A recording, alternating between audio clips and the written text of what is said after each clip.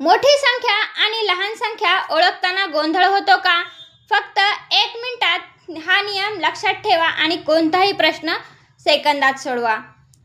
आज आपण पाहणार आहोत प्रकरण 5 मधला संख्यांचा चढता आणि उतरता क्रम आणि संख्यांची तुलना.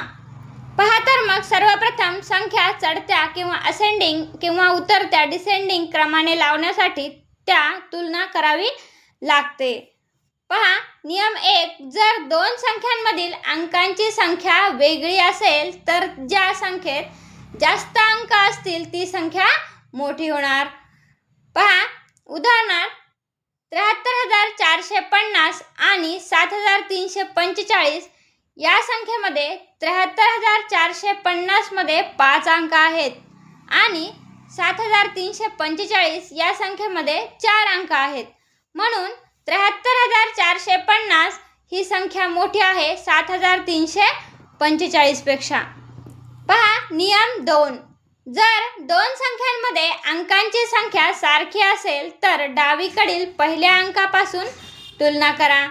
उदाहरणार्थ 56,789, 65,789 आणि 76,589 या संख्येमध्ये पहिले अंक आहेत 5, 6 आणि 7.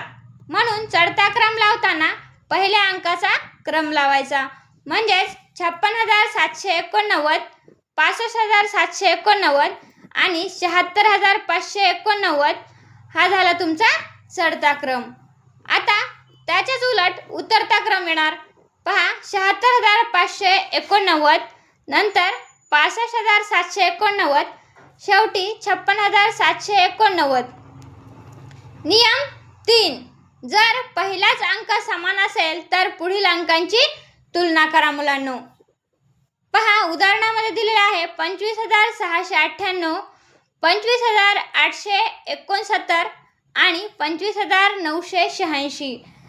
जर पहिले दोन अंक समान आहेत त्यामुळे तिसऱ्या अंकांची तुलना करा. आधी सुरुवातीला पहिल्या अंकांची तुलना करायची. पहिले अंक सारखे असतील तर दुसऱ्या अंकासोबत आणि दुसरे पण अंक सेम असतील तर तिसरा अंक पाहायचा. पहा समजलं का मुलांनो? समजलं असेल तर हे 3 नियम लक्षात ठेवा. तर कोणतीही संख्या चढत्या आणि उतरत्या क्रमाने लावणे अगदी सोपे होईल. असा आणखी सोपा अभ्यास व्हावा असं वाटत असेल तर व्हिडिओला लाईक करा, शेअर करा आणि सक्सेस स्टडी हब अकॅडमीला सबस्क्राईब करा. धन्यवाद.